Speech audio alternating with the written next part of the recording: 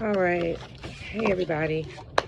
I wanted to do a video to update you guys about the March 12th court hearing. I had to get my mind right, had to get myself together because it was hard to deal with what I'm about to tell you guys. But I'm going to start off by reading you guys what I wrote to the judge and read in court, just to get you guys the order of events of what happened after I read it. Okay, so I said, I want to say for a moment in the last few weeks, I questioned myself and my faith, asking did I do the right thing by turning to the law. One of the community speakers advised this has happened to others, but they are scared of retaliation. But me, I know retaliation is a rolling event, and of course I have God on my side, so I have no fear of man. But what I do have fear of is having my children and grandchildren to grow up in a state or society that condones this behavior. We have 5 juveniles that organize an attack on my daughter, and we have laws or people in place that is protecting them. I don't want my family affiliated with the organizing of the grooming of our youth to be incarcerated long term. One day I wish this system in South Carolina would promote the organizing of bettering themselves instead and become a deterrent for this type of behavior in our communities. In my opinion, several entities dropped the ball here, starting with the fact that my daughter had to sit and listen to lies because no evidence was provided to the court of text messages from the juveniles setting up this plot when I myself sat in the waiting area in this courthouse quietly and gathered information by these juveniles talking about this event like it was a game. I found out one of the young ladies wasn't even a walker. She was actually texted while on her bus and was allowed to get off, and she went to the meeting spot.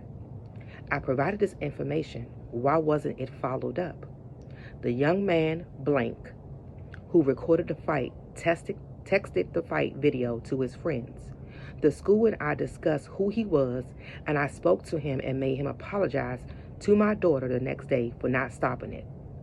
But the video wasn't admitted into evidence to show in court because it wasn't authenticated. I'm not understanding. We have the source name. Did this not help the defense greatly that it wasn't admitted? Blank blank was allowed to sit here in this courtroom and say he did not know what was going on. And it hurt my daughter to have to sit and listen to him lie because he was the only one she knew. And he was the one who set it up due to him calling her a snitch about the glasses. Blank is the young lady you have on evaluation. And if the video was played for you here in court, you would have seen my daughter walking up with her book bag and jacket in her hand, not knowing what was happening, and everybody standing ready to hurt her. The one here today, blank, he is the one that had the job to get her down to the Chick-fil-A, and he stomped her as well. Let's turn the table. What if my daughter London was connected to one of you, as in she was your daughter, niece, granddaughter, frat brother daughter, sorority sister daughter, or part of your family, your church family? So many connections I can list, but you all get the picture. What would you want done? Is justice being served here? From the beginning of this all the way to these proceedings, it feels like this crime has not been taken seriously enough. Even if it's the law that is preventing some things not to be permitted, when does someone that is in position to make things right say, this is common sense, and do something about it? If I sound angry at times when I'm speaking, it's because I am. After I read that, I went on and had to advise them what a concussion actually was, because at one of the hearings, the solicitor actually referred to London's concussion as a bump on the head. So I had to let them know that we had to actually go to a concussion clinic, because I had noticed that the hospital actually referred her to the concussion clinic, but up until the actual visit, London would she wouldn't respond immediately. You would talk to her and it's like she was not there. but she would respond late, or she would just be stern. And I just was like, what's going on? So when I went to the concussion clinic, the bruising on her forehead had went down. But when they did a test on her, and then they told her to stand up, she could barely walk. Like, they was like, this is letting us know that the bruising on her brain isn't fully healed yet. So just it takes more time. And then we went to an occupational therapist, and in that session, she wasn't able to finish the test. Her head started hurting. She told the lady she needed to take a rest. So the lady said it's okay. You know, they know this is the process of her brain healing. So I felt the need to let them know that it was more serious than a bump on the head, as the prosecutor said in the hearing. But I had told her that she had a concussion. So I went in turn and had to go ahead and get the documentation from the hospital and send it to her so she could start saying it's a concussion. So after I told the judge about the concussion, he says, thank you. And then he says to the prosecutor, so why haven't you recommended anything? And she gave him the same spiel she's been giving me, because I've asked her that before. And she says, because nothing that we can recommend or think is appropriate suffices for this crime. And he said, what did he say? He said, not buying it. That's what he said. I'm not buying it. So that made me get to thinking, like, what is going on here? So I waited. And on that particular hearing, this one has to go back up for reevaluation, so we have to wait to come back to court. But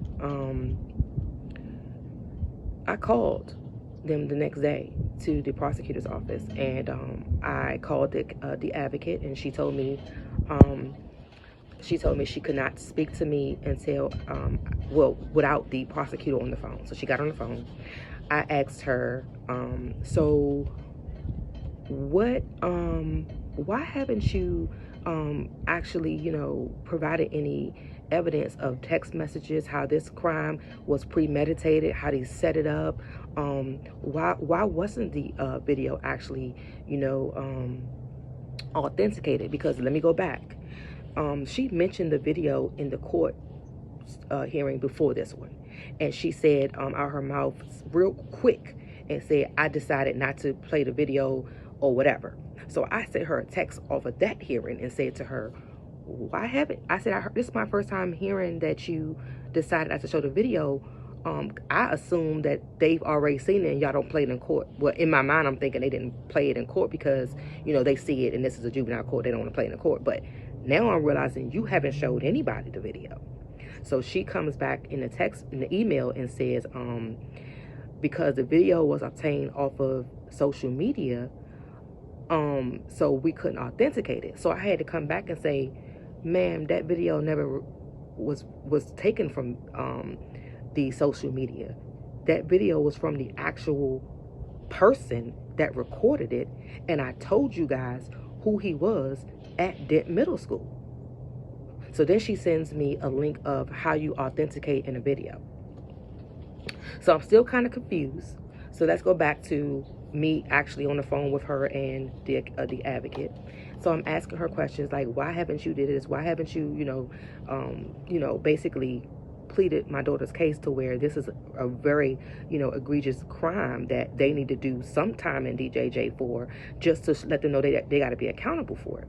So then she said a lot of stuff, but then it came out to be it would have took X, Y, and Z times going to court. Then we would have had to go to a trial, and they've already pleaded guilty. They've admitted to what they've done. And I got over 400 cases, and so I'm like, hold up. So I'm not getting angry with her on the phone. I'm trying to understand what she's telling me, because I'm not a lawyer, and she knows that. So I'm like, so did you make a deal for them to go ahead and plead guilty, is what you're telling me? Well, I mean, yeah, they pleaded, and I'm like, she said, it was no backroom deal though. But so I'm like, I said, so you don't have to talk to the victim and ask them, what do they think about the deal that you're trying to make with them, I guess it's called a plea, I don't know. You don't have to talk to us and ask, because I told her at the beginning, before everybody got lawyers, before they all was assigned lawyers, I think one had been assigned a lawyer. That's when she first brought up the yacht program thing, and that's when I started coming out to the public and saying, this is not right. I sent her an email and said, me and London is not agreeing to a yacht program. And she said, okay. That was it. That's the last time I heard about them even thinking about the yacht program. I assumed we was going to court to fight this thing and all of that. So on the call, she says to me, yes, you did. I said, how would I have known that y'all was making some kind of deal? Why would I be getting up at every hearing pleading for the judges to hear me and tell them how bad this crime has been? I brought supporters to the courthouse. When did you tell me this? You've never told me you made a deal. I was out there thinking that you're fighting with me to get them some time for this crime. So that happened, and basically I just went on and just told her, okay. I got off the phone with her, and I just balled up in a corner, and I have been in my house ever since. I've just came out today to pick myself back up and continue my fight, because I know that something's not right. Starting with Sheriff Lott, like why he hasn't called me and told me, oh, back up. She also said to me that the investigators in the sheriff department was supposed to investigate and get her all of the evidence. So they supposed to have authenticated the video and got it, sent to the prosecution. So, as I was saying, Sheriff Lott, I still don't understand why you haven't communicated with me and let me know, why didn't you guys investigate? Why wasn't the video authenticated? I tried to get it on Walk 5, and they told me it has to be an authenticated video. So that's how they get around not putting this out for people to know what's going on for real. So, yeah. If y'all can call Sheriff Lott, ask his office, like, why this lady investigation never really took place? Why there's no statements? Why there's no video attachment? Why there is nothing that was sent to the prosecution? Why? Byron Gibson, the solicitor, and the assistant solicitor, Jabril Wilson, whom I'm talking about, who was supposed to be representing me in London. Why did this play out like this? Because you think we don't know anything? Because we don't know the lingo? This isn't right. We vote for you guys. We vote and pay tax dollars for you guys to be in office. I don't get it. I don't know if I need help, guys. If we gotta go to the White House and reach out to them all the way to California, I don't know. And had them roll up down here and figure out and put a spotlight on South Carolina. We need to do that. Because I'm not understanding at all. I'm sure there's other people out here that assumed that the solicitor's office was actually representing them, fighting for them, doing what was necessary to get them healing and justice, when they're not. They have their own agendas and their own reasoning behind stuff. And I do want to say this.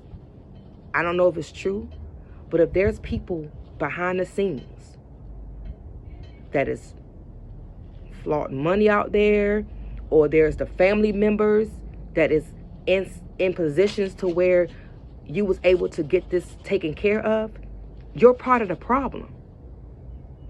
I didn't want these juveniles to go to jail for the rest of their life, but I wanted them to be accountable. So when they become of age, they won't end up on Broad River.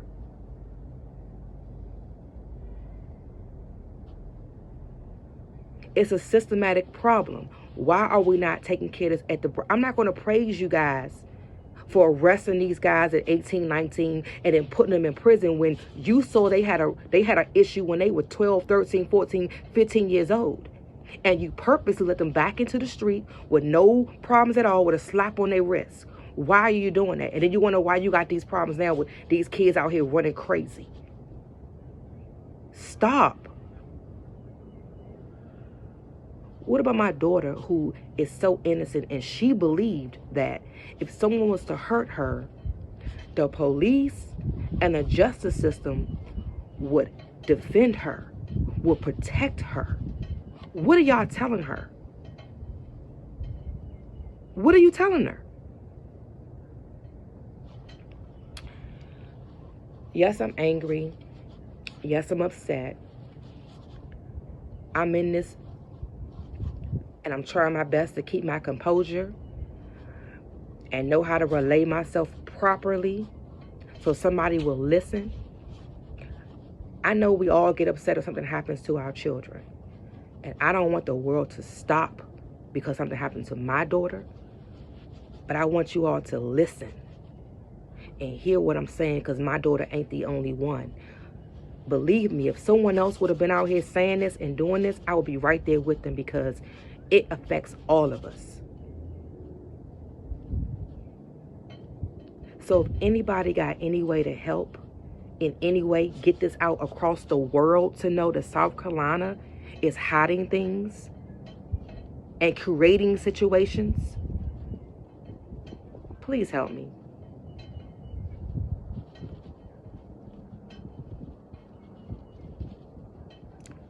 Thank you. And I hope that the advocate and the solicitor's office still notify me about the next 2 hearings, and don't forget to send me an email, because even though you've already made a deal, I want to still be there. Thank you.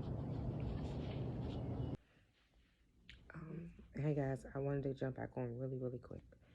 I wanted to say that the prosecutor, she actually also said to me that basically, not basically, she said verbatim, there's nothing anybody can do, but you're more than welcome to come to the hearings if you like. So I don't know if that's true. I don't know if there is anything unethical she did, being that she tried to lie and say that I knew what was going on. So I'm not sure if she's trying to cover up. I don't know. And I also don't know if she represented my daughter correctly and to the best of her ability. I don't know if she was working for my daughter. I don't know anything. Also know that they made a deal with one, because one of the juveniles had a marijuana charge, and they threw it out in lieu of, the deal was that he um, pleaded guilty to this crime, but no time, no nothing. It just,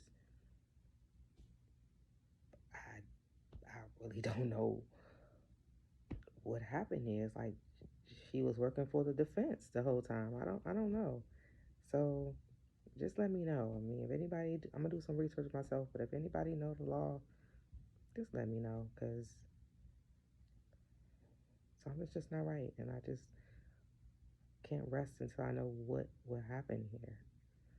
All right, thank you guys, and thank you for supporting London. I know God got us. I know if nothing else, we've been doing, and I've been doing, and speaking up is all I can do. Using my voice is all I can do. Um, but I'm just keep praying, keep walking in faith, and my little girl's gonna be okay. And that's what it is. Thank you guys. Bye.